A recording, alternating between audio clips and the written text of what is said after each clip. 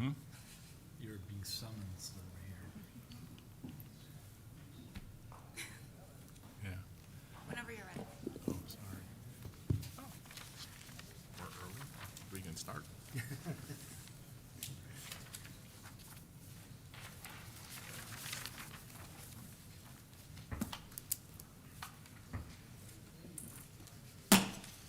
This meeting of the Community Development Board is called to order on February 20th, 2024. Welcome, everyone. I would ask that you please join me and stand with our Pledge of Allegiance. I pledge allegiance to the flag of the United States of America and to the republic for which it stands, one nation, under God, indivisible, with liberty and justice for all.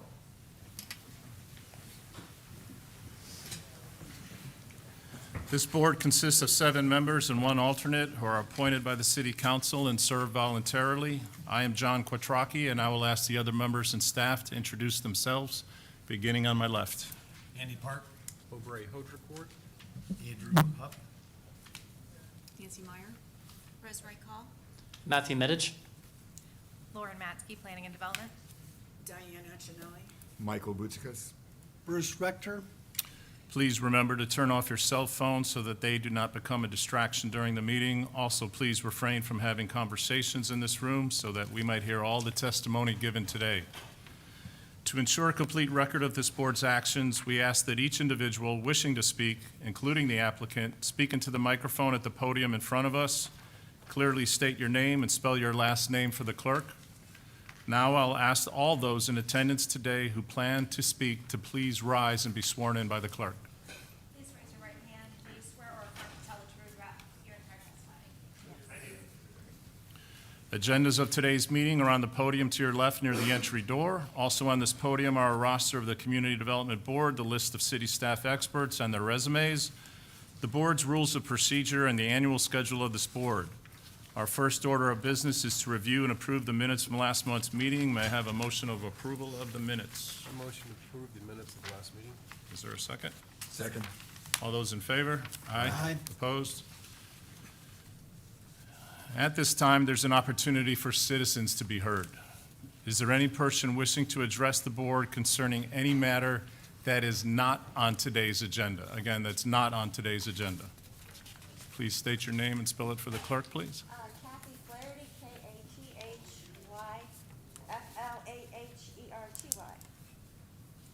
Okay, can you get this? Okay, I'm up here because I have an issue with the framework maps that were in the 2045 plan. Basically, the one that was approved by everybody took away the east gate, my east gate. It took away the Eastgate zone area. Okay, can I pause? I really need to show this. Oh no. Okay. 8. All right. So what it did is this is the one that was presented to you guys in October. All right. You see, I have a dot there. All right. It was a framework to have an economic zone in the downtown, okay? But then, in May, when you guys were presented the map from planning, it's gone. It keeps circling. It's gone. All right, my Eastgate is gone. The aquarium, I gotta figure out what's going on. The aquarium, the CMA is gone. The aquarium's not in those economic zones anymore. Hercules got expanded. All right, this is why I'm going crazy, because my dot was removed. I live in a CRA area in the Eastgate. The CRA director, Jay Matthews, she didn't know that the zone was being taken out. I talked to her. She was trying to promote my street market area. There's a $19 million street project that was built with a street market down there that was supposed to promote the Hispanic community. Nobody's talking about it because my zone was taken out. Somewhere between October and May, that zone was taken out, and then Hercules Industrial Park was expanded by about that much, but it makes a difference on those maps. The CMA was taken out, so the Clearwater Marine area is not even on an economic zone like an activity center anymore. that framework map really messed up a lot of neighborhoods. And it was right when it was presented in October. That's what the public wanted. But somehow, between October and May, it got changed. And I don't know how, and I've been trying to figure out, and I've been going in front of the council like 4 times to even no one will even admit the street market is built. I've been showing aerial photos. I'm not a crazy person, I'm really not. I filled out surveys, what we wanted to have like a street market. It was built out there to have weekly or monthly street markets for that area to revitalize it. I've lived there I moved here in 2010 somehow, and I still don't know how I ended up here, but I live here, all right? I have a bicycle shop. We've had it for 15 years, basically. We were boat captains, my husband and I, but he got too old to run boats, so my parents lived in St. Pete, and I'm here, and this was a cool place. Where's my zones? Do you guys know anything about these zones? Thank you. Is there anybody else?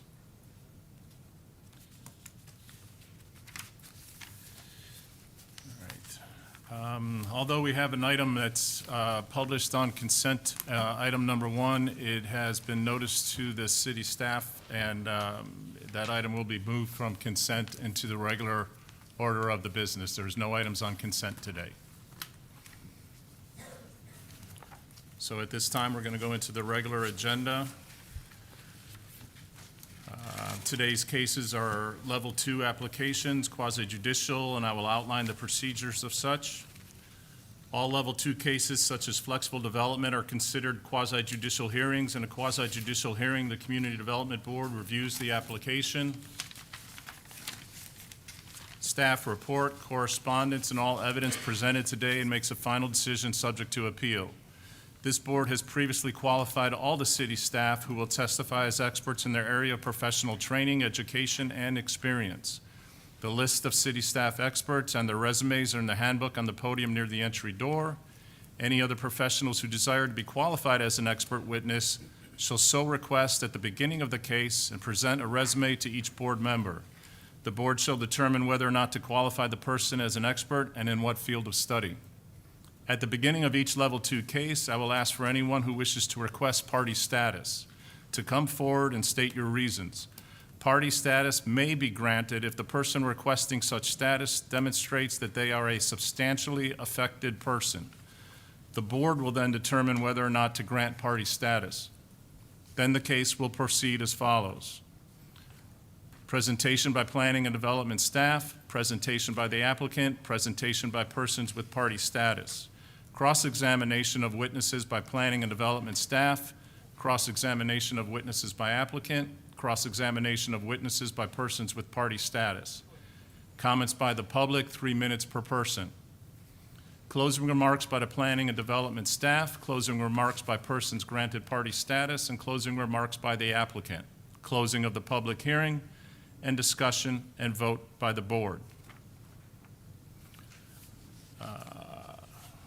Our first level 2 case today. Item number 1, case FLD 2023-11023 at 1028 Sunset Point Road. The owner, Edgewater Veller Capital LLC. The applicant is Tina Underwood and Albert Carrier, Trans Systems. A 0.961 acre parcel located on both the north and south sides of Sunset Point Road, approximately 370 feet east of Edgewater Drive. Request for flexible development approval to construct a 1,656 square foot multi-use dock as accessory to a 10-unit attached dwelling project located in the medium-density residential district for the property located at 1028 Sunset Point Road. The dock exceeds 500 square feet and is requesting a deviation for side setbacks. Assigned planner is Melissa Hawk Baker. At this time, does any board member wish to disclose an ex parte communication to this case? Seeing none. Is there anyone wishing to request party status on this case? Yes, sir. Please come forward and state your reasons why.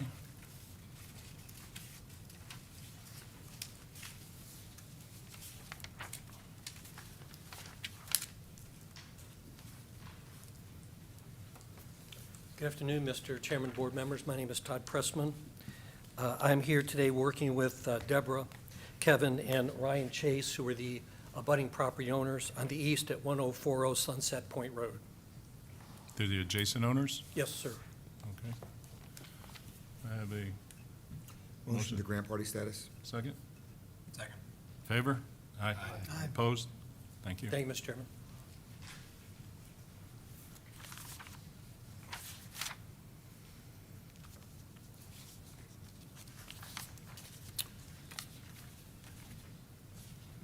The board has granted, is there anybody else before I move on?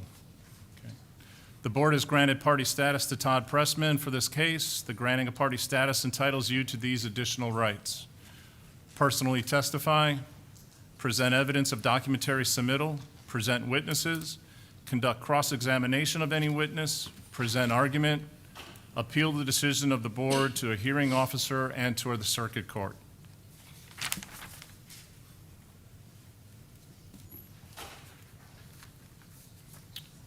All right, so we're there. So we have presentation by planning and development. Mr. Chairman, could I ask a question just to clarify? Mr. Pressman is here on behalf of the three adjoining owners. Are we granting party status to them since they're the owners and he's their representative? I just wanted to make sure that we had our record clear that way, asking that towards our council. I'm going to ask that to council. I want to ask him, he represented that he was here granting party. Well, I heard him ask. I just want to be clear on that, so that way we know who would have the appeal rights and so on. That's- Clarified. Thank you. Well, I'm representing or working with the Chase. I'm not a lawyer or attorney, so I won't be handling any kind of appeal. Okay. But for purposes today, as of now, they were planning not to speak unless they hear something that they want to respond to. Does that answer your question? So you want to speak for them? Yeah, I'm here working with them and speaking for them today, correct? And again, On their their- behalf. They would their- have the appeal. Their name was, Say again? their last name is? Okay. It is It was Deborah, Kevin, and Deborah, Ryan Chase. Kevin, and Ryan Chase. Are we good? Thanks. So, Does that party will answer be- your the question, sir? that we've got, Okay. Thank you very we much. have a clear record that way. Thank you. Mr. Chair, the city has a few witnesses we'd like to swear in. Please.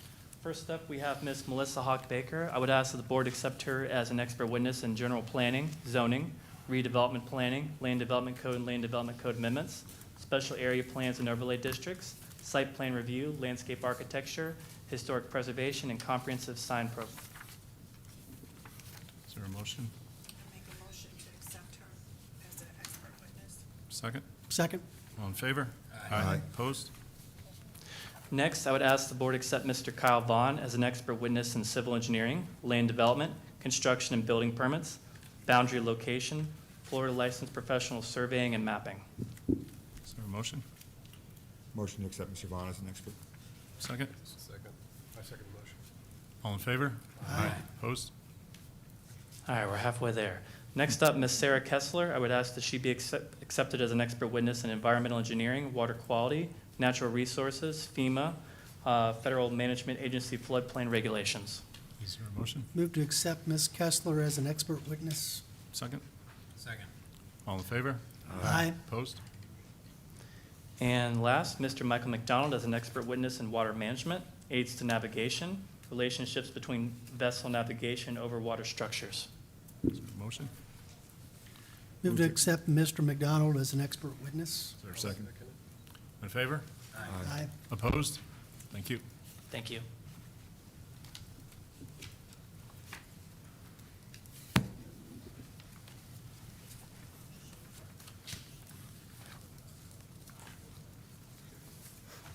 Good afternoon.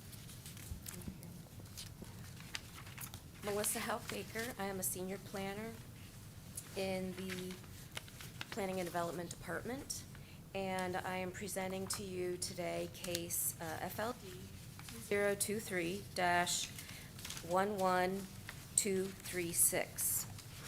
23, sorry, not 6. The address is 1028 Sunset Point Road. The proposed project is for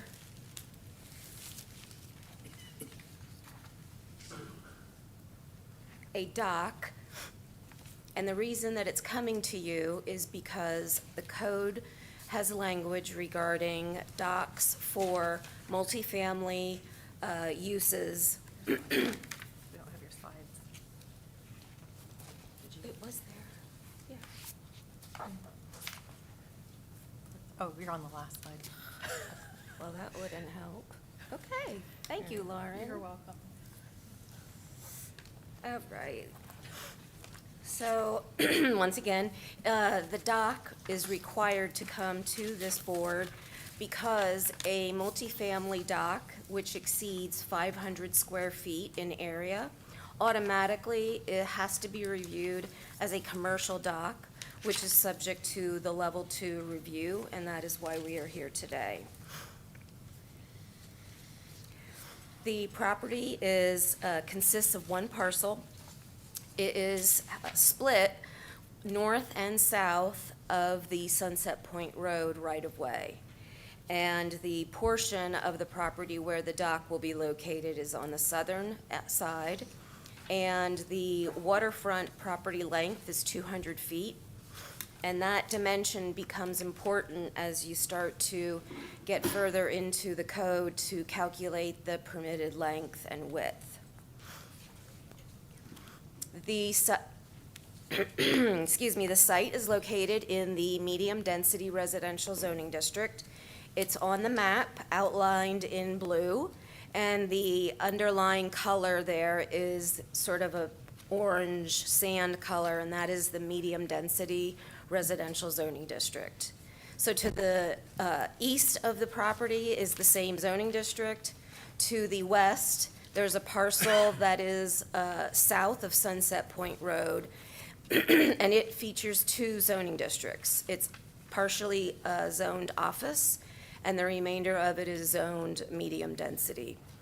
To the west, you also have the magenta-colored property, and that is 1919 Edgewater. So it is along Stevenson's Creek, and it is that frontage where the dock will be proposed. The prior approval for the property, the parcel, the section of the development is outlined in the map that is being shown right now in green, and that represents the upland approval, which included 10-unit townhomes, and that was approved under case FLS 2022-02010. The property is also impacted by several items. Number one, the slide that you see right now, there is a submerged utility easement that runs along the western edge of the property. It's approximately 50 feet east of the western property line. So when you have the western property line extended out into the water, you would measure 50 feet east, and that's approximately where this utility easement lies. It's a 10-foot wide utility easement, and that has impacted the location and design of the dock in that it must be shifted away from that utility easement. There also exists along the shoreline scattered oyster beds, and that has resulted in the proposed main walkout of the dock being 48 feet in length.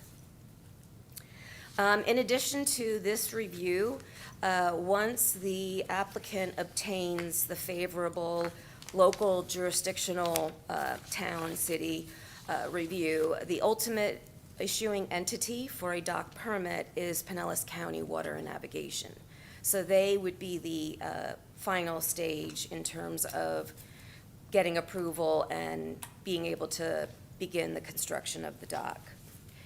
The dock that you see in the image is approximately 80 feet in length, and that would be from the edge of the water line or the land area out to the farthest extent of the proposed slips. And that 80-foot distance is actually less than what the code would permit. The code permits 75% of the waterfront property footage. So you've got a 20-foot property line, you multiply that by 75%, and the maximum length is actually 150 feet according to the code. The maximum width that the code permits would also be 150 feet because it's based on 75% of the waterfront property line. The proposed width of the dock at the widest segment, which is where there are 7 boat slips with boat lifts, that distance is 109.5 feet. So once again, both of those dimensions remain under what the code permits. The setbacks are based upon what the upland use is of the adjacent property. So to the west of the subject property, we have that parcel that has half the office zoning district and half of it in the medium-density residential zoning district. And that requires a 10% waterfront dimension. So you take the 200 feet, multiply it by 20%, or 10%, I'm sorry, and you get 20 feet. The proposed setback at the minimum dimension is going to be 49.9 feet. So it meets the required west setback. The component of the deviation that's being sought is for the east setback. And that is required at 1/3 of the property waterfront distance, and that is because to the east, there is an upland single-family development use. And so that would result in a required setback of 66.67 feet, where the project at the minimum distance is 27.9 feet to the eastern property line as you extend it out into the waterway. Just to reiterate again, the utility easement, as you see on the plan, it is dashed and highlighted to the west of the dock. The boat lifts and the catwalks and the walkways and the walkout, those items are all outside of that utility easement. And staff would like to recommend that as a condition of approval, it be included that the dock will not be rented, leased, or sold, and must be used by the residents of the 10-unit upland development townhome use. This condition wasn't in the staff report, so we're adding it now just for clarification. Thank you. State that condition again? Yeah. And that would conclude my presentation. Are there any questions? Yeah, could you please restate that condition? Okay, yes, that the dock will not be rented, leased, or sold,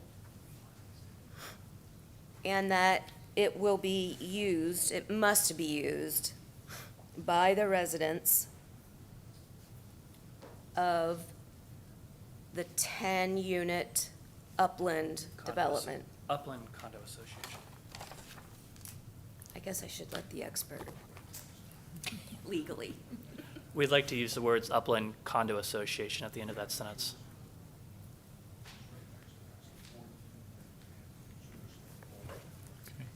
If there are no questions, yes. Why is DEP and the Army Corps not involved? So those are reviews that come into play as part of the county review, and I am not an expert in dock permitting. Maybe perhaps my friend Sarah here can help shed some light on that. Yeah, Pinellas County has the local jurisdiction for DEP and the Corps, so they review it on behalf of them. And then if there's something that is concerning, they would elevate it up to the next level. But Pinellas County has the local jurisdiction to be able, like they have the state. Have they reviewed this? To my knowledge, they are in the process of reviewing it, but until it's approved by the city, the county doesn't continue with their review until the city's done with theirs. Do these docks meet ADA compliance? Are they required to? Sorry. Oh, sorry, I don't want to interrupt, but both Sarah and Mike from the Water and Navigate, or I mean, the harbor master, they have reviewed the proposed application that was received. We had a question, I don't know if you could answer this one or not. He just asked. Do they meet, the docks, do they have to meet ADA? That is not something that is included in our code, in the dock section of the code. Correct me if I'm wrong, won't they have to go for a building permit on this? Doesn't this go for building Yes, review as because well? it- Right. That's where ADA The would be. electrical component of the boat lifts is what triggers the necessity of a building construction permit from our office. So it would go through the full plan examiner review. Okay, so when we did the aquarium recently, and it was for ADA, correct? I'm sorry, I didn't review that project. I think, Lauren, you were involved in that. And then the excuse was, we approved it since it was the city-owned docks. They didn't incorporate the upland building connection relative to ADA. And the question I had is, well, who reviews ADA? You're building ADA docks yet. Mr. Chair? Yes, go ahead, Michael. I'm not going to be an expert on this, but I'm going to suggest that I believe that the ADA applies to public accommodations, and this is not going to be specifically allowed to be leased, rent, or otherwise, so it's not a public structure or public facility. So I'm not certain the ADA has application in that context. It might in some other way, but generally, that would probably be the difference between marina and this. Well, I think they should answer the question. Yeah. Because there's a disconnect, because the docks that the city leased are private to the aquarium, so that, and they were putting in ADA access. It wasn't open to the public, they had no public access to the docks. And that was a question I had I'm not going to at be an that expert, I time. just, Yeah, so, public accommodations typically the key linchpin for that, so. Good point. Thank you. I have another question. The easement that you speak of, whose easement is that? It is a utility easement, and Kyle Vaughn from engineering. Hi, you had a question about the easement? Yeah, whose easement is it? Oh, it's city's Yes. utility easement. Okay. is it active? I believe there is a water main or a sanitary main going through there. And there's no concern the dock is gonna be over? So we did include a condition that the floating dock not be anchored on top of that easement. And that was also in conjunction with our utilities manager, Michael Baca. Has the easement been verified? Has the location of the subquacious, subaqueous line been verified, so we know the docks are not near it? Yes, that should be shown on the survey. But they've done physical locates to find it. I'm not sure if they did any sewer work out there. I believe they did dredge down and didn't find, it was not that shallow, but. I had a question too on you made the comment about they can't rent, lease, or sell. I would take it that is that the property management company or the owner of the building that can't rent, lease, or sell? If I am a purchaser of a townhome in there, can I sublet that boat slip to someone else and put something commercial in there? I would say no. I mean, they would have to get a BTR, which is a business tax receipt, through our office to conduct commercial business. Right, but I'm just saying. And we could I would s- not even okay. issue it to somebody for that.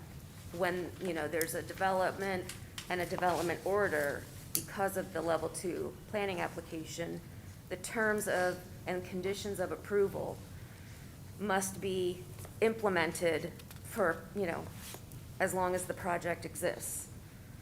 So no, we would not, now, we don't get involved with the actual, who owns the townhomes, but this condition of approval that will be included should suffice that it cannot occur.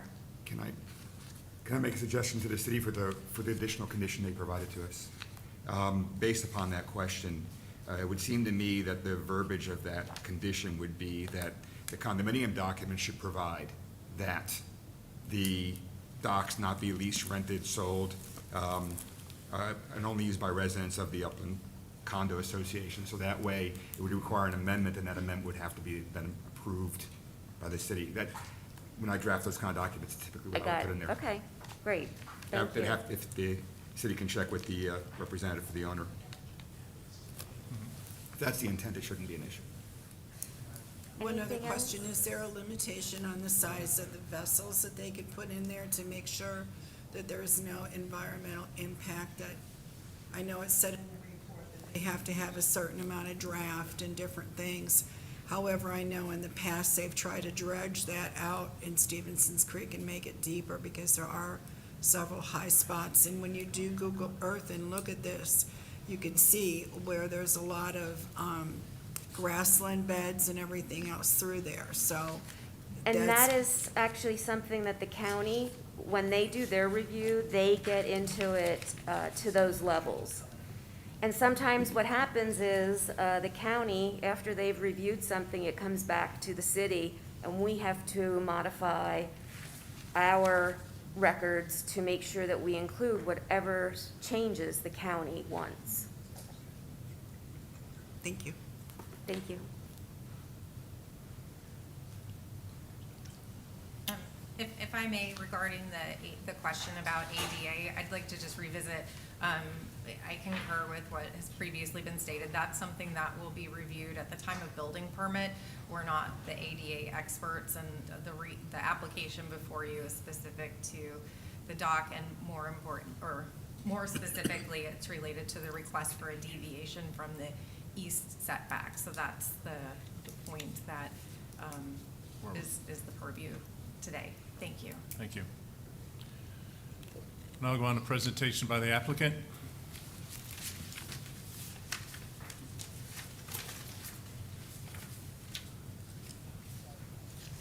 Good afternoon, Mr. Chairman, board members. Before I start my time, I'd like to tender Al Carrier from Transsystems PE PSM as an expert in civil engineering, dock design, environmental permitting, and dock permitting. He can answer, I think, probably all the questions that you've asked so far. So save those if we don't answer those during our presentation. I do have his resume here on my phone that I can put on the screen, but you all have accepted him as an expert in these fields dozens of times over the years.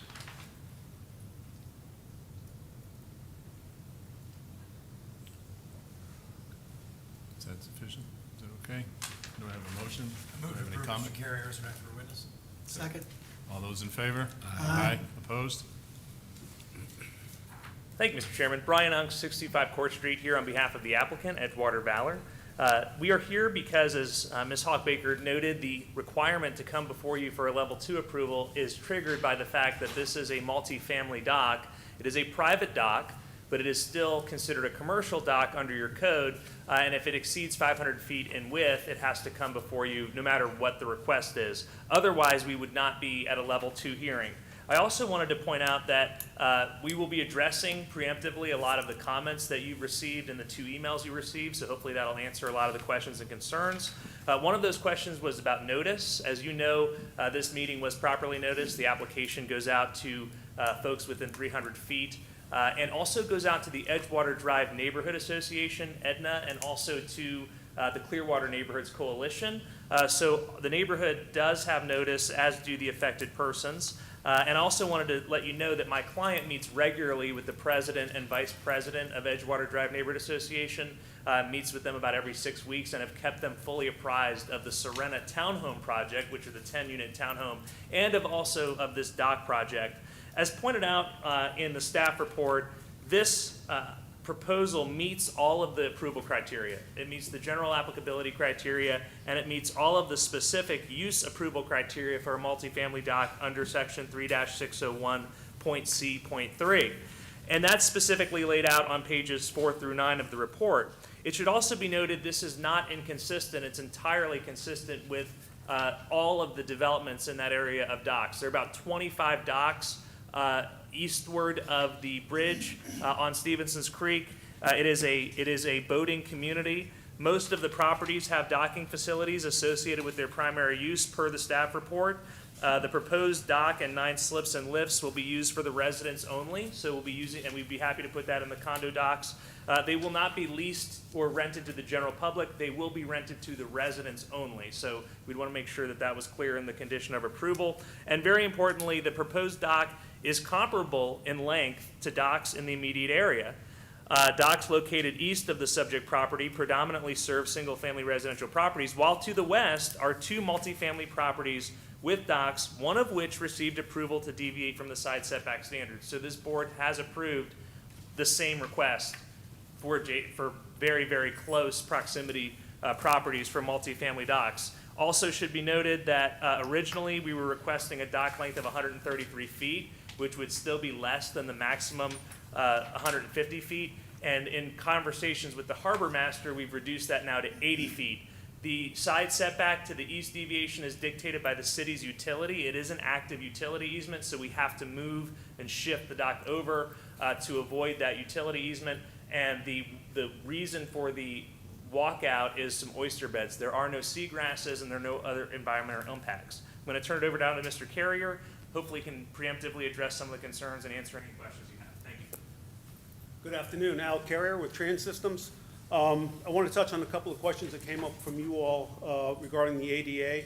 It's my understanding that if the facility is servicing a public entity, like a public facility, then that was what would trigger the ADA requirement. So for instance, you have a dock down here at the end of the bluff. Those docks service, there's transient docks here, they service everything up here on the bluff. So that would be the requirement for the ADA. Our dock here is just servicing the homeowner association residents, so that it doesn't prompt the ADA requirement. The water main easement, we did do a subaqueous testing to see what the depth of the pipe was. It's a water main, it's our understanding it's a water main. George F. Young conducted that study. After they got away from the shoreline about 20 or 30 feet, they lost the pipe. They couldn't detect it anymore because it was so deep. And we suspect it's probably somewhere around 25 or 30 feet deep, as it bisects our proposed dock location. Again, as Mr. Ung said, we're going to have to go through DEP to get a lease for the docks. The land is owned by the state. We have to get a lease from the state to construct the docks. In their requirement for a multi-use dock lease, they're going to require that the homeowner association, they can't lease it as a commercial entity. They can't sell the property. It has to be for the sole use of the upland property owners. And then somebody had mentioned something about there's buildup of sand and dirt. If we can go to the overhead here. So, oh, I'm sorry.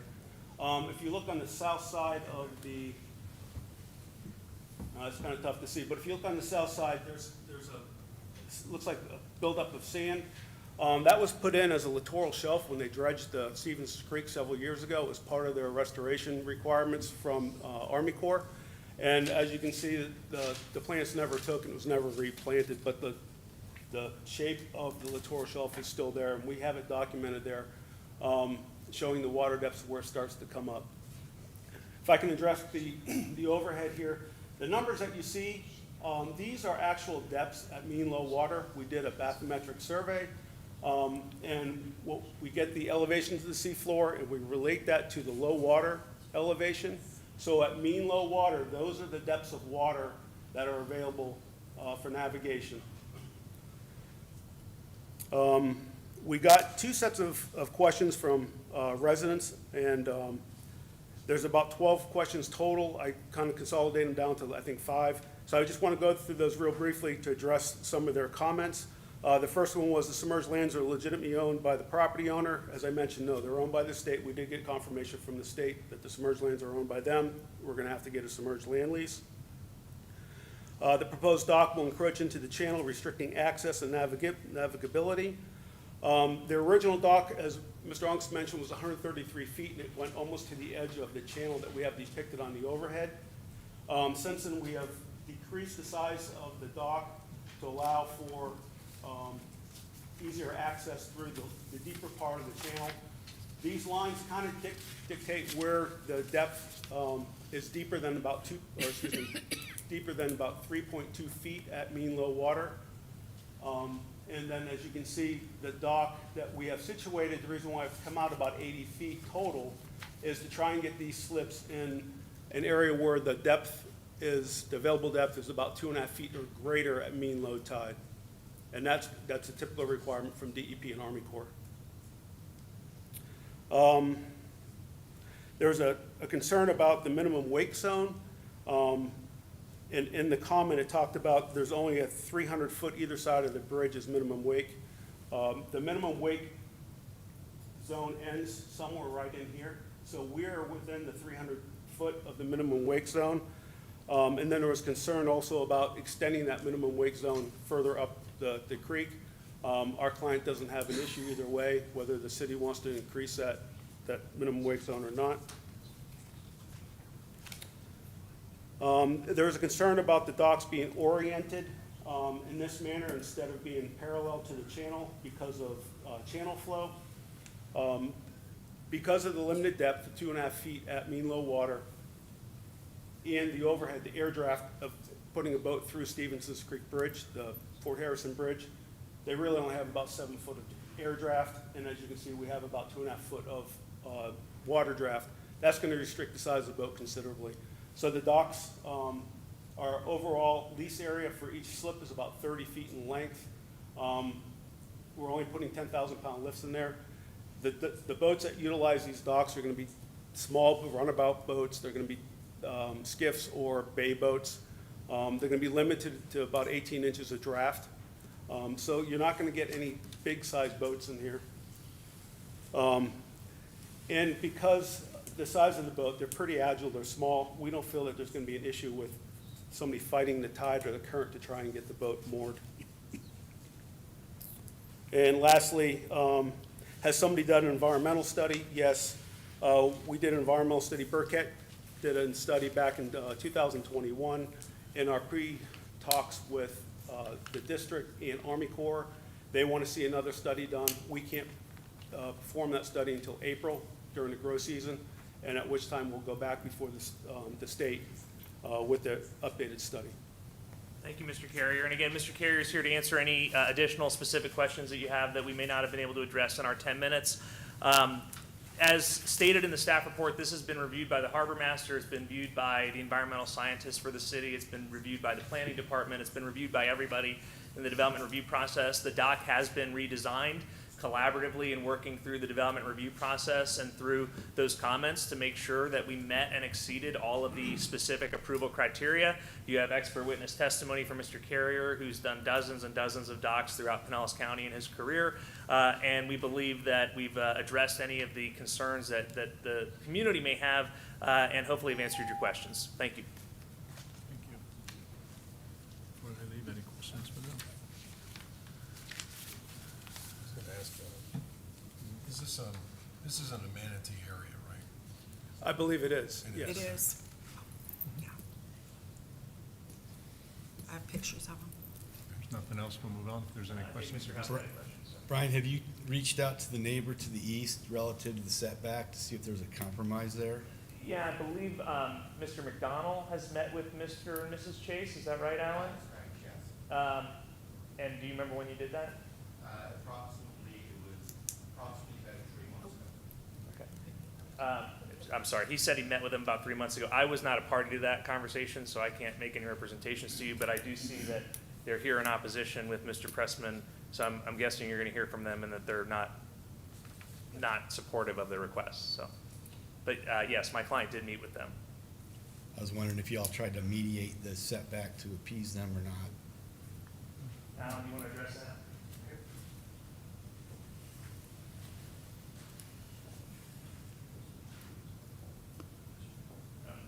For the record, Alan McDonald, he's an architect. I didn't get him accepted as an expert because architects don't really have a whole lot to do with this. So, but he's here as a representative of the client. Al McDonald, McDonnell, also Fowler Capital. I work for the developer as well. I met with the next door neighbors a couple of times. I apologize. I've met with the neighbors probably approximately half a dozen times through the development of the plans. Initially, when we basically submitted the plans, we were making the assumption that the setback on both sides was 20 feet. It was only after additional, basically, information came in that the setback increased on that side. Initially, when I met with them, we were discussing reducing the setback to 14 feet. There was never any basically an agreement to do that, so we left it as we currently have it, which I believe is around 28 feet. And that was specifically with Mr. and Mrs. Chase you met? Yes. Okay. Okay. Thank you. Okay, we're good. Thank you. We'll now go on to presentations by persons with party status, 5 minutes. Mr. Pressman.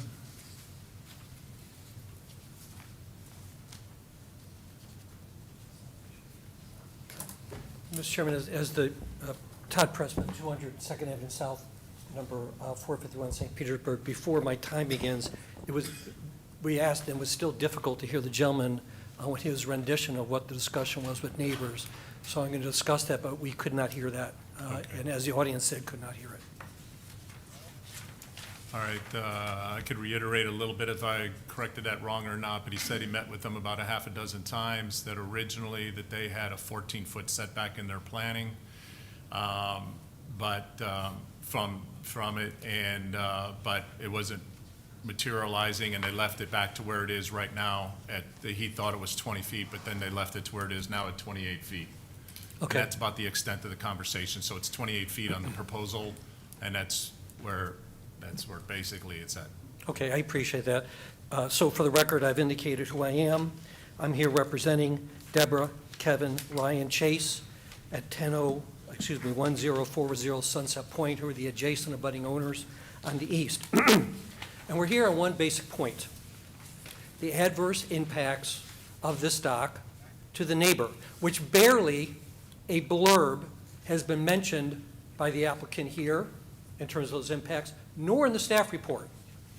I saw one blurb in some of the criteria. So when you look at the criteria, 914A1, that it will be in harmony of scale and bulk with the area, the fact is, when you look at this area, if we could go to the overhead, please. This is a very quiet vista on Stevenson Creek. And you saw some of the pictures in the applicant. And the fact is, when you pull up the property appraiser, and the property appraiser has a great website, you can see, and this is the reported from the property appraiser, all those property owners are all one resident. There's no multi-docks there. The only multi-docks are on the other side of the bridge. This part of Stevenson is very quiet, it's very serene, it's single family, single docks. So when you look at if it's in harmony, you can even read the staff report. When the staff report begins, they state, I'm reading from the report, the immediate area is characterized by a variety of single-family homes, and there are a couple attached dwellings, I'm adding that in, between 1 and 2 stories of height. When you read additionally under 319A5, the staff response is that there are 14 area properties along Stevenson Creek, which is what I'm referring to. 9 of those properties feature single-family upland uses, so it is a single-family area, one dock. Here's a metric. They're asking for 9 slips. The metric there, the fact is that this would be 900% more than what is along in Stevenson Creek. Here's a second metric. The variance that they're asking for, I'm going to put this up and hopefully it'll show.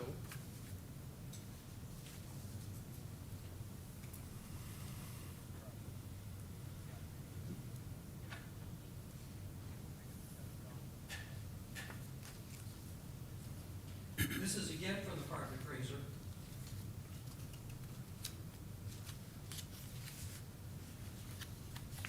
So this is the property appraiser, who has a wonderful measure tool, so specifically from the property appraiser. This is the applicant here. This is Mr. and Mrs. Chase.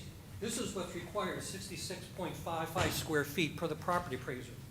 The difference is they want to be at 28.3. It's hard to get it right on that number. That's over a 200% variance that they're asking you for. That is a huge variance. That's not 10%. That's not 50%. It's a 200% plus variance. That's a significant variance, and they're asking the Chases to assume the cost of imposition impact on their property, which is an area that is idyllic, serene, and quiet.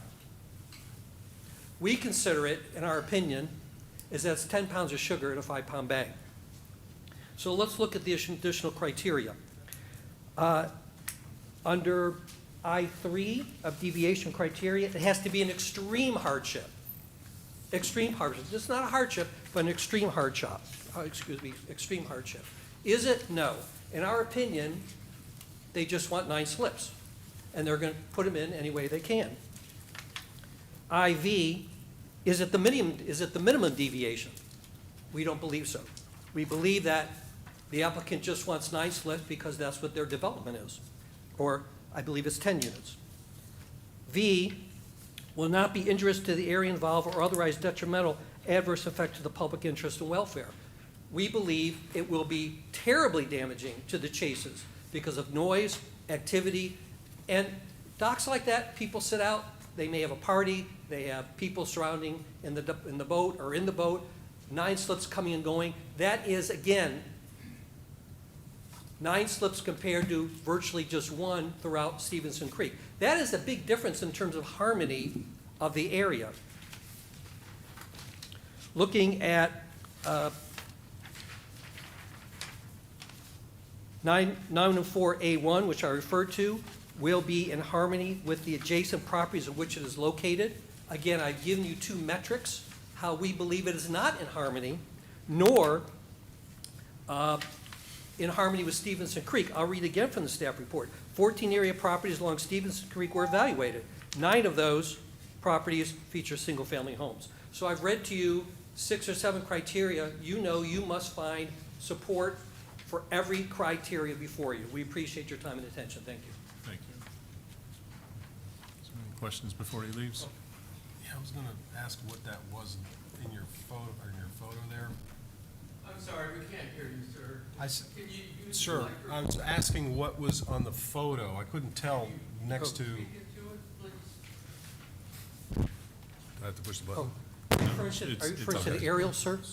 The one you had in your lap, your top. That is from the one that's up Property right now? appraisers. Yeah, Okay, that is from the property appraiser, and I clicked on each property from the property appraiser, I should have explained, that stated the number of living units as reported by the property appraiser. That's fine. I just was looking at what, it looked like what was next to the, where they want to put the dock. What that, it was, is that a landing? What was that? Another dock. There's another dock? Okay, couldn't tell. On their property? On their property Okay, is a that is dock, another yes, dock? sir. Okay, I didn't, yeah, it didn't, okay. Yes, sir. Any other questions we can answer Nope, for you? We're good right now. We'll go on to cross-examination of any witnesses by planning and development. Thank you, Mr. Chairman. Thank you. I have a few quick questions for Mr. Pressman, if he doesn't Okay. mind. Thank you. Mr. Pressman, you're not a certified engineer, right? That's correct, sir. And you're also not a certified planner? That's correct, sir. And would you consider yourself an expert in waterway management navigation? No, sir. Okay, thank you. May I respond? That's all the questions I had, so I'd like to clarify. what would you like to clarify? No, I mean, you just got to go to, I'm Okay. sorry, I don't mean to be rude, but on That's your fine. closing, you can, yeah. I appreciate it. Thank you can very add much. that. Thank you, sir.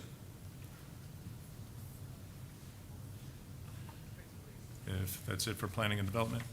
Yes, sir. Okay. Cross-examination of witnesses by applicant? Mr. Pressman, real quick, if you could.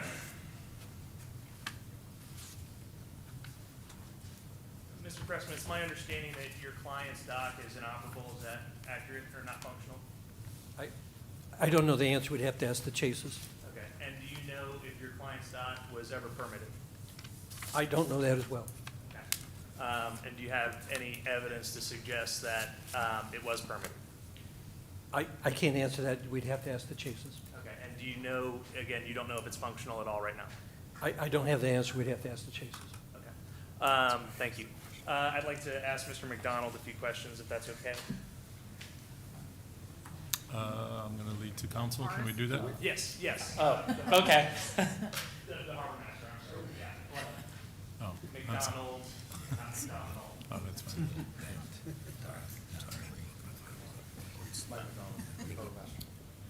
Thank you, Mike. I just wanted to ask you, did you review this application for consistency and compliance with section 3-601.C.3? I reviewed it for safety for the hazards of navigation. Okay, and have you determined that it will not have any hazards or deleterious effects on navigation for Stevenson's Creek or of the channel? That is correct. I did not see any hazards.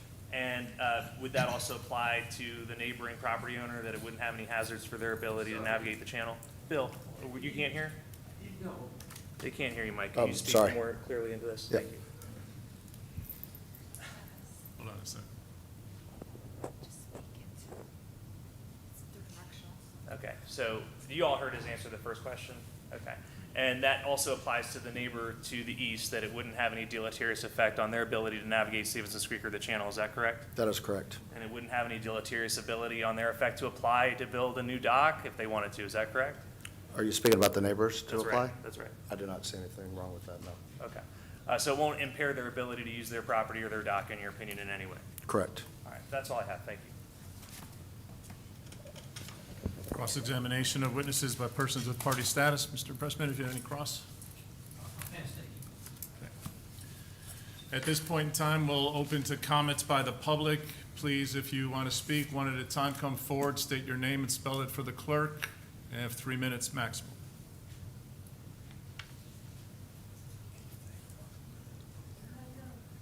One at a time, just.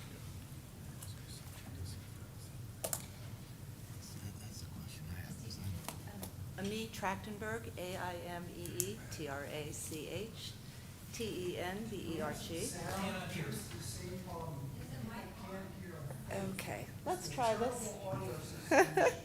Okay, can you hear me now? There you go. Okay, great. Amee Trachtenberg, A-I-M-E-E-T-R-A-C-H, T-E-N-B-E-R-G. I think a lot of my questions were already answered either by the engineer, Mr. Carrier, thank you on that. But I live right on the creek. I live up the creek a little bit, around the corner. And it is a place that Mr. Pressman said has a lot of harmony in the area.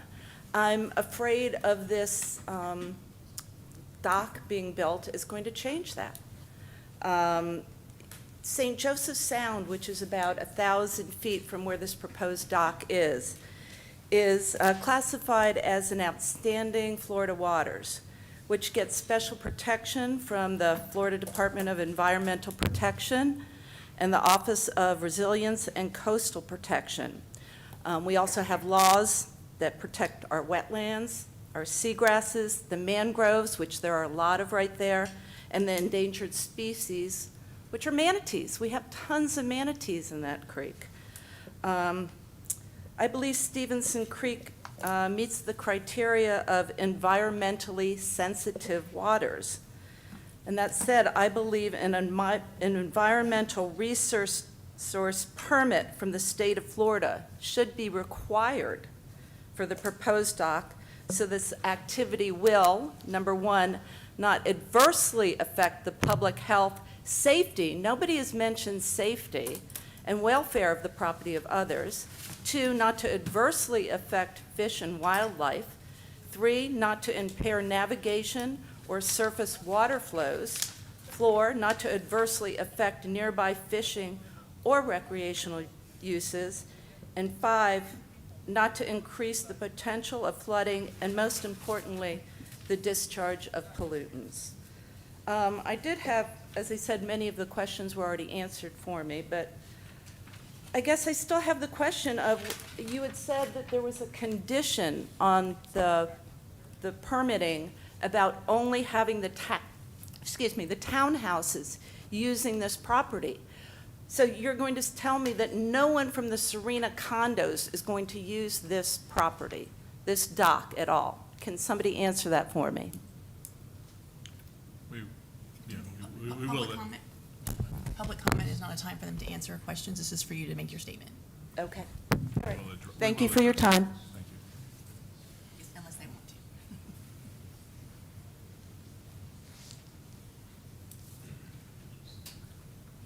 Board. My name is Mike Foley. I reside at 1809 Apache Trail. I've been there since the 70s. I'm a riparian owner of the property on Stevenson Creek at 1809.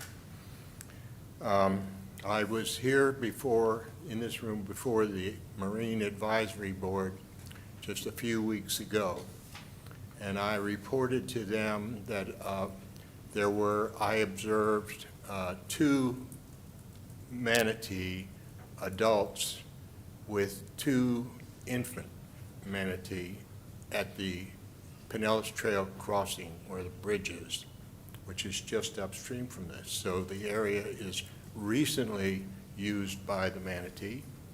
I see them there frequently. I was not informed about this dock project because the 300-foot rule is a good rule, but the lawn bowling center is probably 1,000 feet long. And I live just beyond that. So I was not advised. I would have liked to have been, since I recently made testimony about the creek to a board in this room. In the past, citizens have demonstrated a deep concern for the creek, and in the 90s, there was a huge effort which resulted in the creation of the Glen Oaks Water Park, which is a state-of-the-art facility. Stevenson Creek is a degraded system because of the Marshall Street sewage treatment plant damage, and before that, a lot of pollution. But if you go to Glen Oaks, you'll see state-of-the-art trapping systems for pollution, keeping it out of the estuary. Now, the estuary is the main concern because Clearwater was once known as a fishing resort, you may recall. However, because of the degradation of the estuary where fish are bred, and we're trying very hard to bring that back, but it's a slow process because of a recent, well, it's not so recent, but a decade ago, it was dredged. And it takes a long time for a system like that to come back from a dredge. I made some notes while I was here. I was a chairman of the, beg your pardon, Environmental Advisory Board at one time because of the work that I and others did on the Stevenson Creek. And our goal was to get the estuary built back naturally as a natural system. And that was the purpose of Glen Oaks. May I proceed? For I have a few other salient points. You can keep it short. I'll Please. try. Please. Of all the 25 or so docks on Stevenson Creek, I can recall none of them being opposed. They were all for personal watercraft, and usually smaller boats. I had a boat about 17 foot and a dock, and I removed them to plant mangroves instead because of prop dredge. At low tide, there's prop dredge. I'm sorry to say you can't get rid of it, and it turbulates the water, if you know what I mean, and it's a detriment. There was a storm not long ago, and the city marina was reported by the Marine Advisory Board to have taken very expensive damage in that storm. And I wouldn't be surprised to see the waves in Stevenson Creek are pretty fierce in a hurricane. Mr. Foley, I'm going to have to Okay. interrupt you. I'm I sorry. appreciate your listening to me. I have other issues related to the environment I would like to speak to. How could I do that? Would a letter to this board be suitable? You can write a letter to the board Is- if you want. I mean, nobody You're can going to stop be it. Goes to the deciding city. something today? On this matter, we will be possibly deciding something Okay, today. there are other issues. Thank you very much. Thank you. I'd like to defer my speaking time. Can't do that, as far as I know. Right? Go ahead. No. I think they got my point. It's I don't know it's a major environmental area of the city Yeah. of Clearwater. Thank you very much. Hey, Mr. Chair, real quick, I just wanted to clarify the notification requirements. It's 200 feet, not 300 feet, just so everyone knows. Sounds good. Okay, 200 feet, yeah, but there's a lot of riparian thank you. Yeah, residents like myself who I are know. closest to that. That's an issue that's come in front of the board several times, and we're under review on that. It makes sense in But a thank you. neighborhood, but not on a big issue. Thank you. Is there anybody else who would like to speak?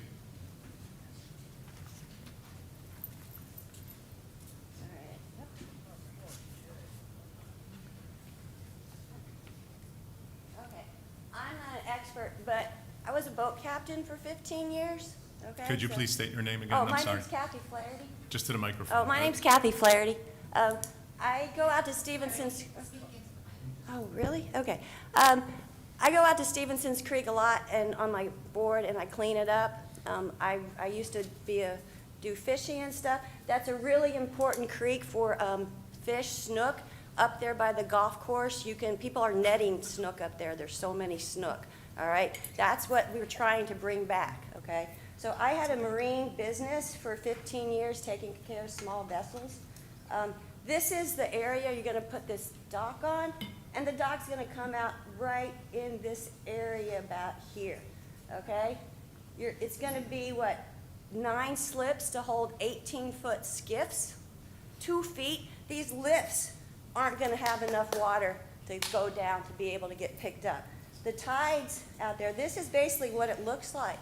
It's really pretty. You're going to have a dock right in the middle of that now, all right? So that's what it's going to mess up. This is in front of it. This dock is going to come out, way out here, all right? This is what the bottom of Stevenson's Creek looks like. It's basically sludge. You've got all the sludge coming off the golf course for years of being all this extra pollutant. You have the stuff coming from the wastewater plant. Then you have all the constructions, all the storm drains. This watershed takes in a bunch of stuff from all of Pinellas County. It's basically Pinellas County watershed. That's why it's so environmentally important to keep these preserves and everything. If you guys want to have fishing out by Caladesi and all those kind of stuff, you need estuaries to grow these snook.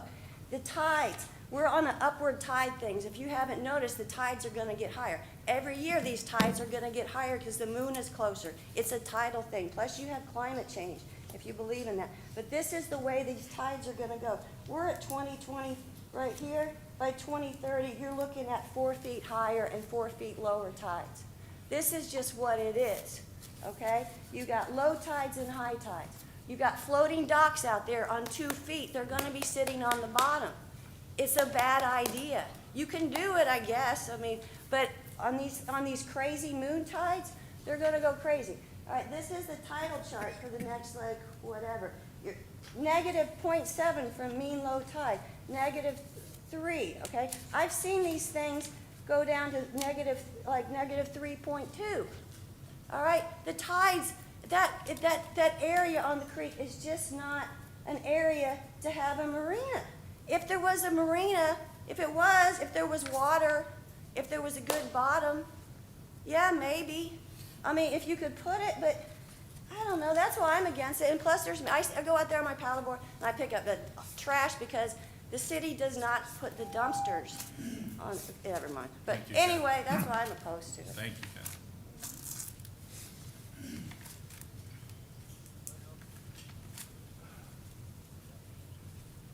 My name is Mike Dalton. I'm going to take a 30,000-foot look at this project. I'm not really directly involved in it, but I've driven past this site for 50 years. And it's one of the few open wetland areas in Pinellas County. And the man development has got to the point where we're killing off all the birds, which are bad because they eat the insects that people spray for. And so we have this problem. You got an oyster bed, and along with the oyster bed comes protected bird species, the oyster-eating hawks, and they're protected by federal wildlife laws. So one of the conditions on this permit is that Pinellas County Water has to approve it, and so does the Coastal Navigation Authority. And I didn't see any paperwork on that. I didn't see any pre-approval. They say that your law and the city code says you're supposed to have that before you even hear this. So I don't get it. I heard some things that are in conflict in statements. I read the law about the 30-foot notification, but the city of Clearwater frequently doesn't notice to people properly. And the city code, if you go to the 3-605, it says that you're giving the authority to the Pinellas County government. And so I don't see how you're doing all this. It doesn't even start to be a project that you should be considering. And the aerial map that I checked shows the shallows. So are we considering the water to be the depth of the water that exists plus all the sludge that's behind it? Or is it just the waterway itself? So, I mean, this isn't making much sense to me. And I looked at the aerial map, and I don't see any big docks in this area. I see little tiny blips of, like a personal watercraft or a kayak deck. It's not making sense. And if you look at your city code, you can't even get through the first page on 3-601. And also, I looked at the plans. I'm an ex-engineer, so numbers mean something to me. The width of the walkways are only allowed to be 3 feet, but yet the document shows they're 5. So Thank you. I'll send Ms. Call a whole list of things. I mean, this just doesn't fit the city code, doesn't fit the county code, doesn't fit the federal code, doesn't fit anybody's code. Thank you, Mr. Dalton.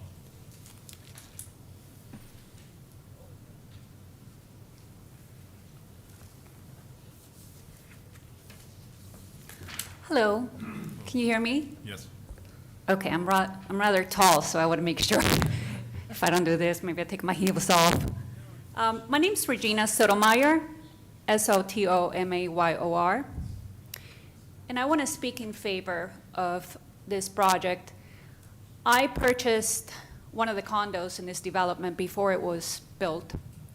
So I've waited for the developer to finish building this project and move in and really enjoy the amenities that it has to offer. But I've been very excited to see this marina, be built.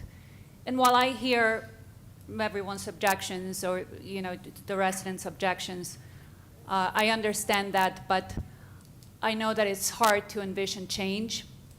And I'm very, very comfortable reading the staff reports and the fact that it meets all the environmental requirements and the headmaster's reports and comments, and they're the professionals, and I trust in their research and their education, because I am, for nature and the beauty of what Stevenson Creek offers. And I also think that we have the right to enjoy it.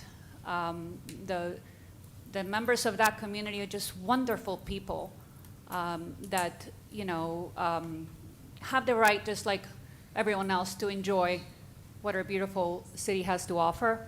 Very respectful people.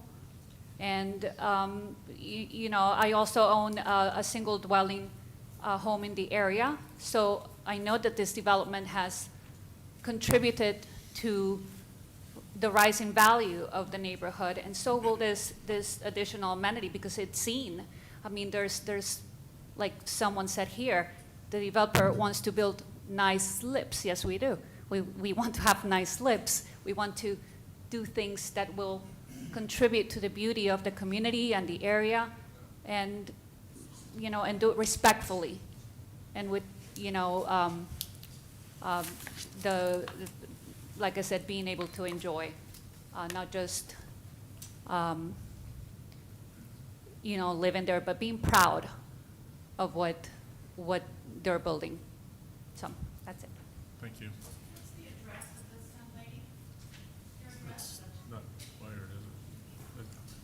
It's not required, is it? It's not required, is it? It's not required. It's just the name. It's not required. We don't ask anybody the address.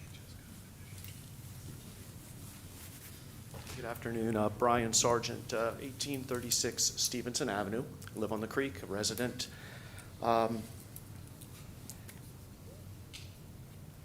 The board has been put together to make decisions for us, for residents, and we hope that that's what is happening here. You're also to be making decisions based on having all of the information. I wasn't 300 feet away. I'm probably 500 or 600 feet away. I didn't receive notice. I found out about this meeting within the last couple of days, have not had the opportunity to put together the information that I would like to provide to you. The owner of the proposed new docks has had months or years to put together all the information that you have in front of you. All I would ask as of today is that the board table this decision until you have enough real information. I did not hear anything from, I believe it was Mr. Carrier had mentioned about an environmental impact study. I believe we would all like to know whether or not that study included the impact to wildlife. I could provide photographs, video evidence, more documentation than you need for what type of wildlife we have in the area. I basically could do what everybody else here has done and say that we're not in agreement with it. It's the board's decision to make, or it's the board's purpose to make a decision based on having all of the information. And you all do not have all of that information right now. I don't know how you could possibly make a decision until you have that. Thank you. Thank you. Is there anybody else from the public?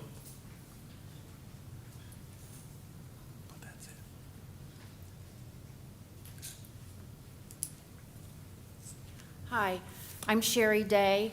I live on the creek, probably 5 houses south of the subject area. I have 3 questions. Who is going to enforce any speed control? There are manatee zones marked and signs, but there's nobody ever there to control that, to address the wildlife that's being impacted. And imagine lots of little jet skis running up and down, 9 or 10 more than we usually have, which is a lot. I would also like to know if you establish this precedence at this location, what would prevent other people along the Stevenson Creek, which is a quiet estuary, from building additional locks like me? I've got a 120-foot waterfront. Maybe I want 5 or 6 docks that I can let my friends and family use. You're setting a precedence here in an area that's not adequate for what's been proposed. I would also question, that's all. Thank you. Thank you.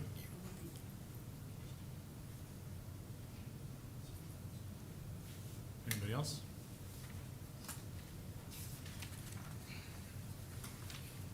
Good afternoon. My name's Jake McGowan. I actually live at 1020 this road. I'd like to speak to 2 issues. One is hardship. And I would understand that perhaps somewhere between 80 and 120% of these units have been sold. And I think I've seen 3 jet skis and 4 kayaks there. Okay? There's perhaps 60 of these units sold. So I don't really see a hardship for a large dock for 9 boats. I'm aware of a couple of other people who are interested in having boats there. And then I'm going to talk about the environment a little bit, because I look out on this creek. There's a lot of people who fish there. There's the manatees I haven't seen, but I see dolphins there almost every day. I'm concerned about more intensive recreational use. And I know a little bit about recreational boating. People are going to have boats and they're never going to use them. Okay, or they're not going to be used very much. but I don't see a hardship. I see, people are interested in having boats, but I would wonder if they couldn't follow the setbacks and have enough space for boats in the number that might realistically use it. Okay? But I don't see a hardship there. I'm sorry. And it is a very nice environmental area, and it would be nice to keep it that way. Thank you very much. Thank you. Anybody else from the public at this time?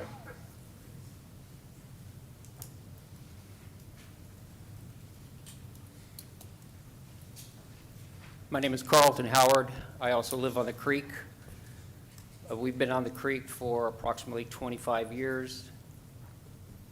I'm a little disappointed that, taking into account all of the people that live on the creek, that basically none of us were contacted that this was happening. No effort was made for the actual residents that live on the creek that would be directly affected. So that's point one. Point two, I use my boat quite often, and that creek is not what it has been brought out to you. It has been dredged for 10 years now, and it has filled in substantially. I can't go through that creek at low tide anywhere and not have to trim up. It is shallow, so low tide use will become, almost not navigable. I just want to make that point clear, as the documents that were displayed in front of us made it look like that creek at low tide was 4 feet deep in some places. I would disagree. Thank you. Thank you. Anybody else from the public at this time? We'll now move on to closing remarks by the Planning and Development. 3 minutes. Do we have any? We don't have any. We don't have any. Okay. Closing remarks with persons with party status. 3 minutes, please.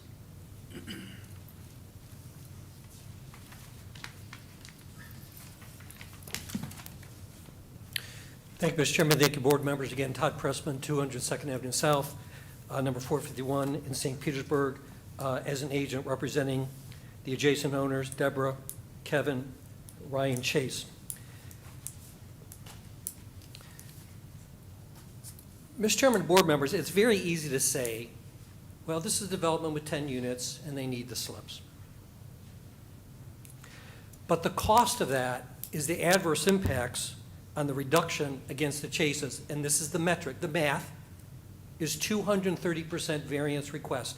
Now, I've appeared for 20-plus years in variance boards variance boards, zoning boards all throughout the Bay Area, and I've served on many boards by appointments by governors and county commissioners. That is a massive variance. That is a huge variance, and there's a reason the code has that separation to a residential property, because it does cause adverse impacts. So while you weigh the variance they want, because they indicate they have hardships to deal with, it's an equal balance under the code why there is that separation. You've heard from quite a number of residents of the serene, quiet, idyllic nature of every property to the east of the bridge. The multi-docks of 2 are to the west.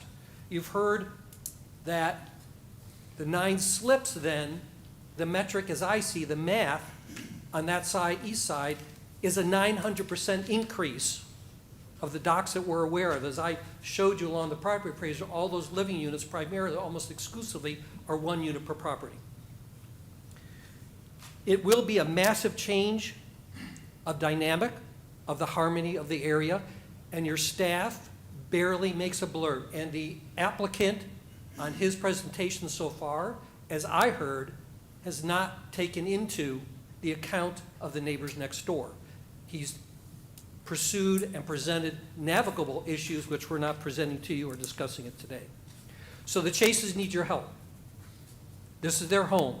Whether their dock is functional or not, this is their backyard, this is a home, and you've heard from many residents, this is what they enjoy on the east side. So with great respect, we ask for your help. We ask you to consider the other side of the impacts, which the code recognizes as adverse impacts on residential properties. Thank you very much. Happy to answer the questions you might have. Thank you. Thank you. Anybody? We'll have closing remarks by the applicant, please.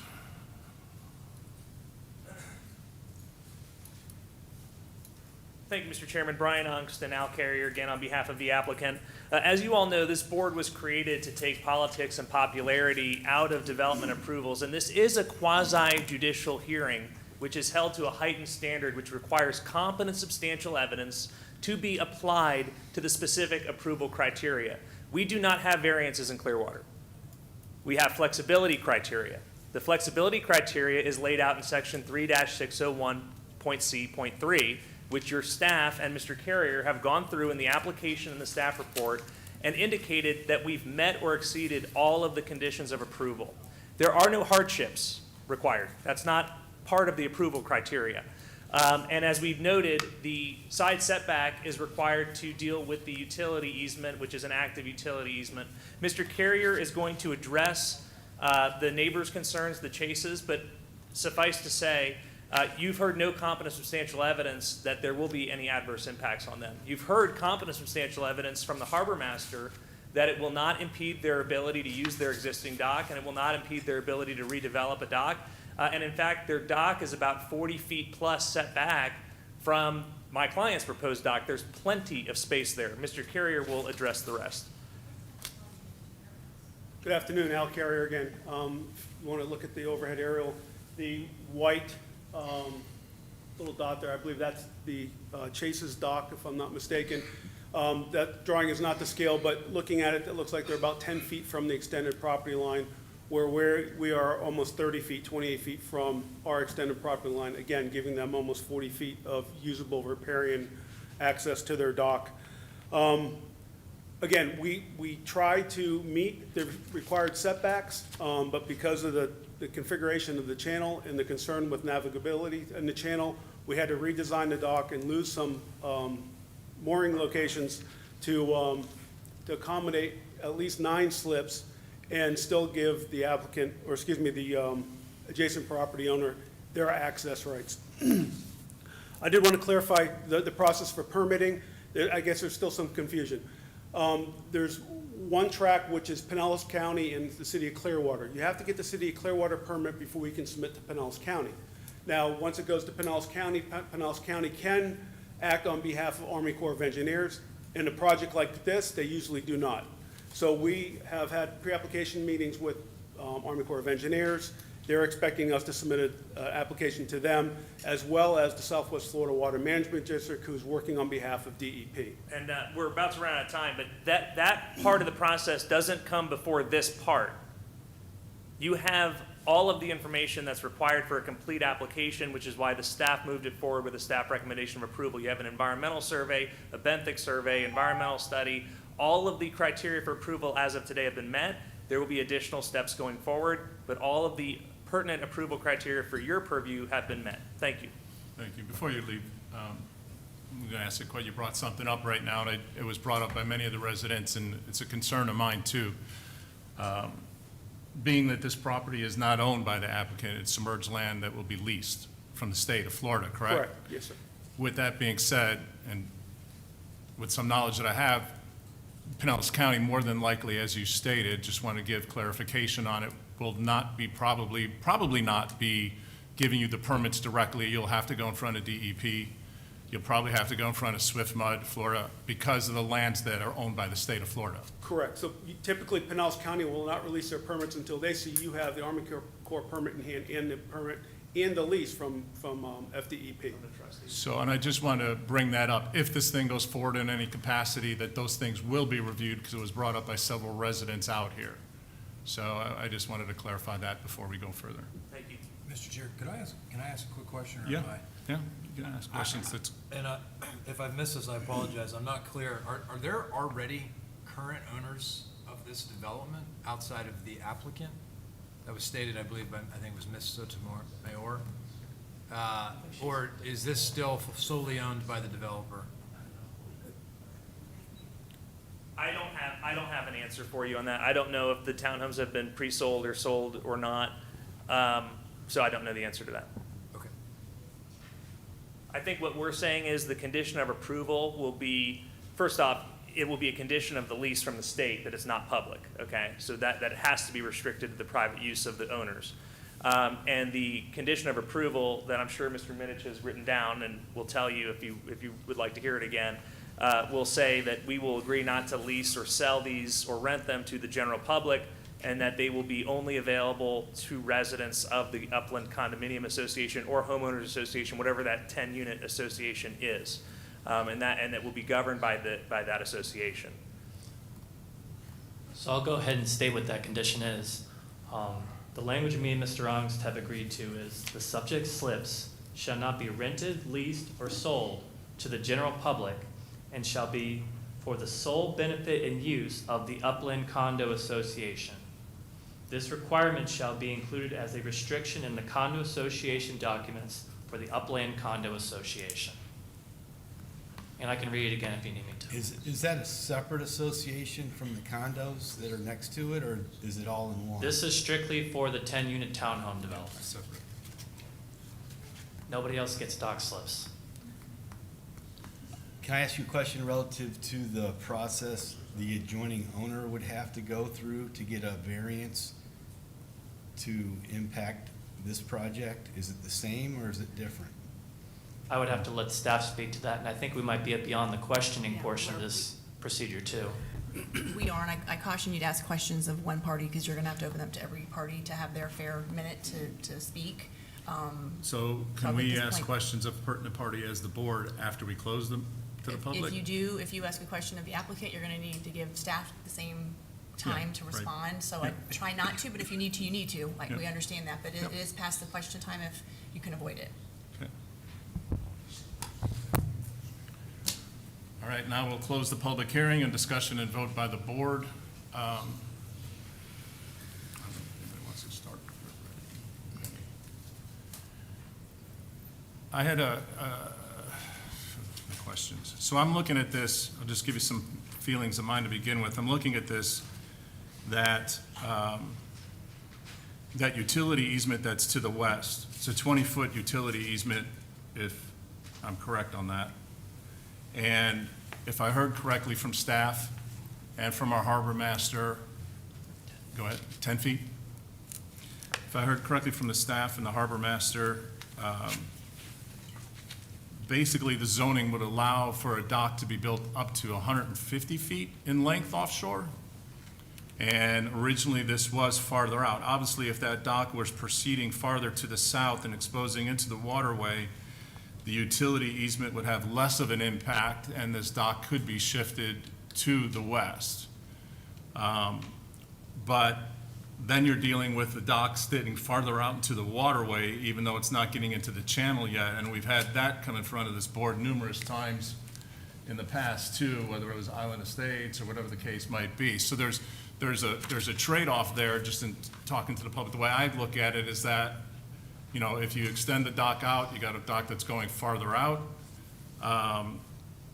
but you're moving it off of a setback from one side or the other. So if they were to move it out farther, it's going to block views more. It's going to block more waterway because the dock is going to extend farther out into the waterway.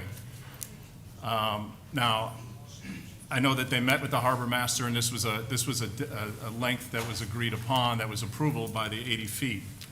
So I mean, I look at that. It's easy for me. The 10 feet of a setback is real easy to conclude to give up.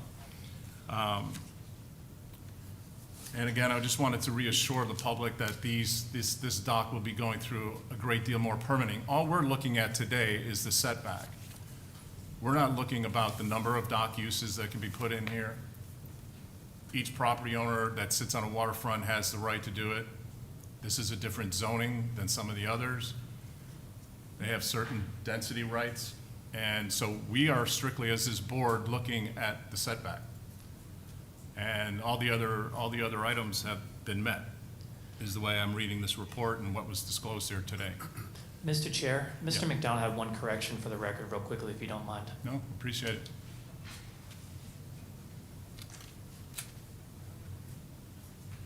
I do not look at the flexibility or anything, I just strictly look at the hazards of navigation. Yeah, thank you.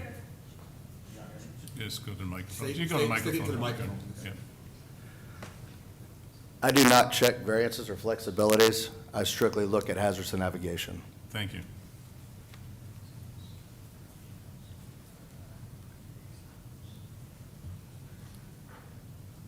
If anybody else has any comments?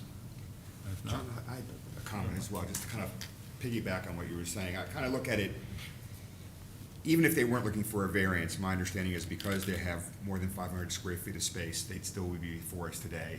And that, while that opens up for us to look at it as a whole in terms of whether it complies with the code, that is the extent of our review of this project. We're looking at it for compliance with our code and recognizing that there has to be a starting point, whether it should be the county first or Corps of Engineer or DEP, whatever the case may be. We are the starting point in this context, the way things are currently set up. So there is a lot more to go at, to follow from here.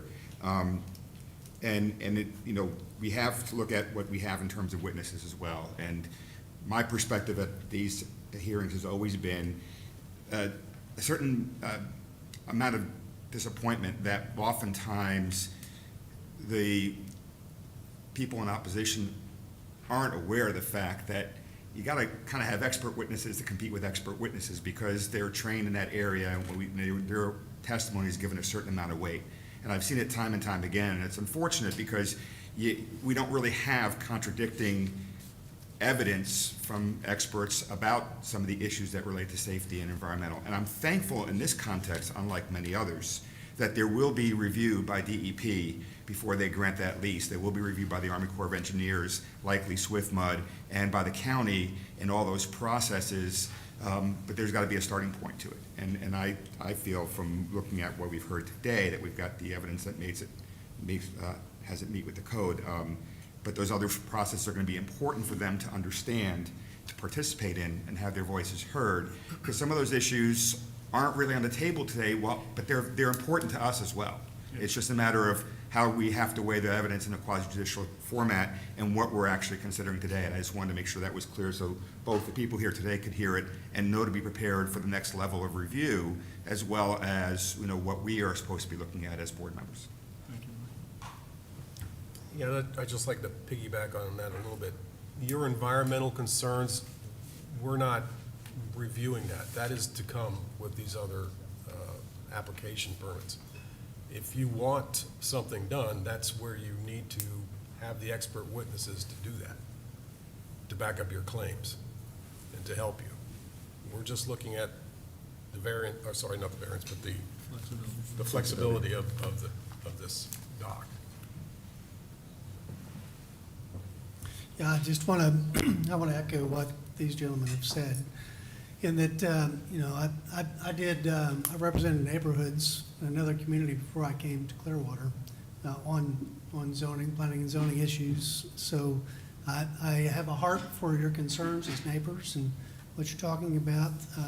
But having been on this board, particularly dealing with docks over the last 2 years, what these gentlemen have said is accurate, that the purview of this board is to apply the code and then only consider the evidence presented at this hearing, including the expert witness testimony.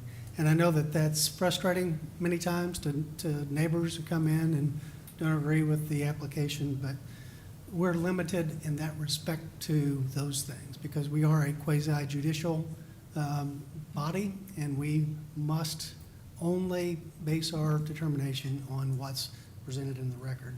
But there are two other things I want to share with you is, you know, I'm familiar with, you know, like many of you in this room, I've been past that over that bridge and past that body of water for many years.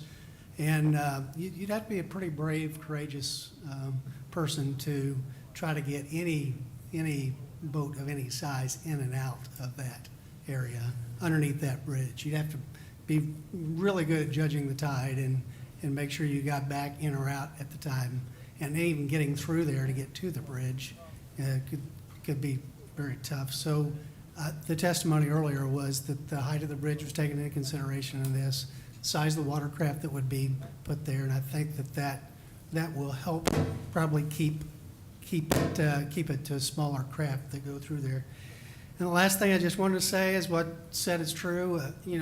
Was new to me 2 years ago, but this is just the first step. And what these gentlemen have said too is there's typically a very heavy environmental deep dive by the county and those other organizations into this. And an opportunity for you to address your environmental concerns with them, and they are the most appropriate ones to address those concerns. And I hope if you feel strongly about that, then you'll follow through on the opportunity to do that. Anybody else? If not, I just wanted to clarify too before we take this vote. I know that's been brought up, and I'm really happy. I've said it before when we have residents that come on out and voice opinions on it. Unfortunately, this is not an opinion poll, but, and I just wanted to clarify some things were stated, 200, 300 feet. The way the code is written, and please correct me, staff, if I say something wrong, the way the code is written, that we give notice to everybody within 200 feet of the property that is subject today in writing. Outside of that, there is a placard on the property posted minimal, how many days? I'm not want to misquote it. 30? No, 10 days. 10 days before the hearing. So, I wish we could notify everybody in the city and every single one that, that comes in front of this board, but and you can voice your opinion on those things as well too, about changing the code on that. It's been open for discussion before, but that's another matter. So again, that's a position, again, we've brought that up as a board itself. We don't have the authority to make that change, but it is something, we have city council meetings every single month that, residents can show up in that first beginning of that meeting, just like this. You have 3 minutes to state your case about something, or you don't even have to do that. You can write an email or make a phone call to our mayor or council members at your will. Rita.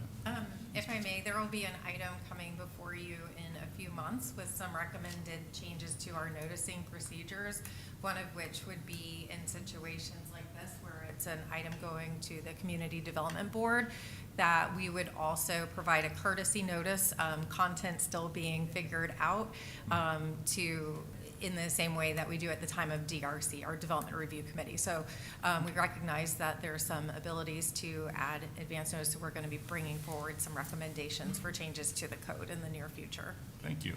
I look forward to that. As far as this meeting, this meeting goes, do I have a motion? I'll take a stab at it. Let me get I was gonna get the agenda so I can write the case number in front of me. Okay.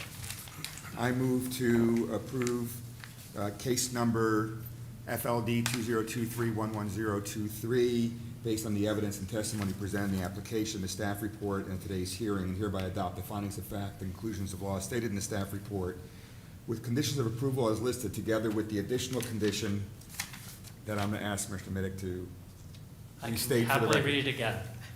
So the condition was, the subject slip shall not be rented, leased, or sold to the general public, and shall be for the sole benefit of the Upland Condo Association. This requirement shall be included as a restriction in the condo association documents for the Upland Condo Association. That additional condition is included in my motion.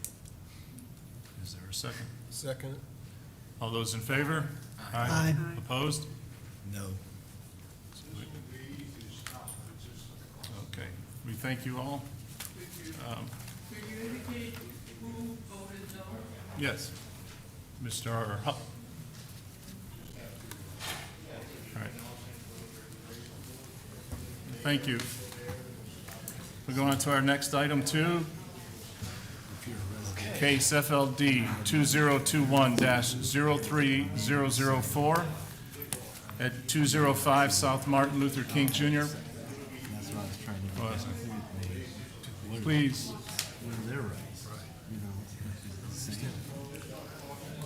Please take the discussion outside. Thank you.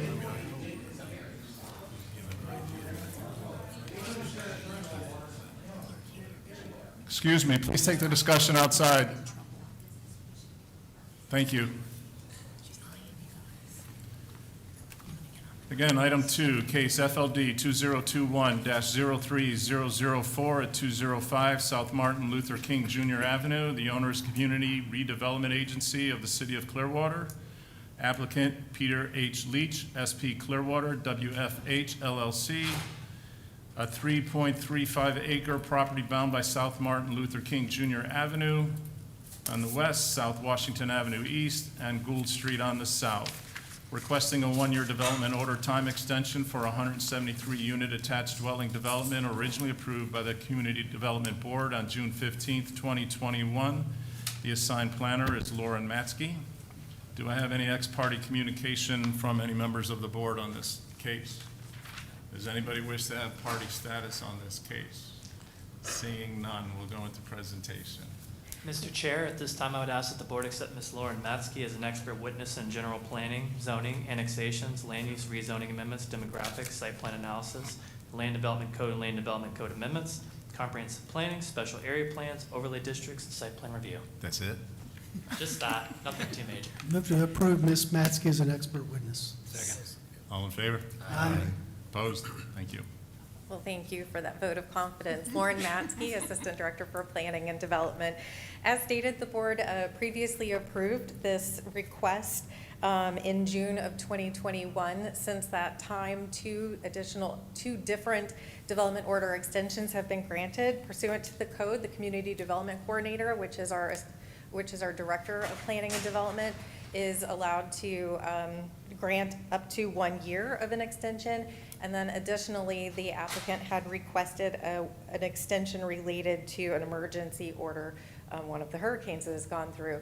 The city, or the CRA in particular, is still working closely with this applicant, working through some logistics, and as noted in the memo, they're requesting this due to needing additional time due to the rapid increase of interest rates and construction costs, which has made it difficult and kind of slowed the project down a little bit. So it's, the board has the purview of potentially granting up to 1 more year of development order extension. Thank you. Thank you. Any questions? So this is the third time, right? This would be the first time for the board. The code allows the board 1 time, 1 year. But I mean, but the But project's been extended. yes, the first year was related, it was granted by our director. And then the second one was granted through an emergency order. Anyone is allowed to extend their development orders when there are emergency orders that apply to our area. Yeah, it sounds like it's financial reasons. Yeah, I think they're working through the last bits of logistics. I think it's, you know, the CRA is much more involved in that than I am. Any other questions? Thank you. Thank you. There's no presentation by applicant, I don't believe. No cross-examinations. Any comments by the public on this case? Any closing remarks as needed? Do I have a motion or discussion by the board?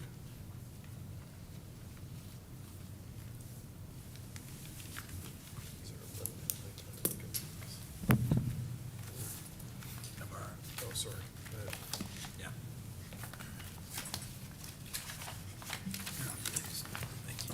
Mr. Chairman, I move to approve case number FLD 2021-03004, based on the evidence and testimony presented in the application, the staff report, and at today's hearing, and hereby make the following findings of fact and based on said evidence, and recommend approval, approve the motion to, the request to extend the time for this project. Is there a Second. All those in favor? Aye. Opposed? Motion carries. Do we have any items from our director? Nothing today, thank you. Thank you, everybody, for your patience. One Oh, one I'm sorry. question. Yep. Was there final resolution on the date of next month's hearing? Oh, I apologize. Yes, it will be on, I believe it's on the Thursday. So, That would be the 21st then. yes, we'll send a reminder. Okay. I just want. Thank you for I'm trying to- accommodating yeah, that. Sure. I'm trying to set my schedule for that week, so. Of course, yes, Thank you. it'll be on on Thursday, the 21st at 1 PM. Thank you for your flexibility there. Thank you.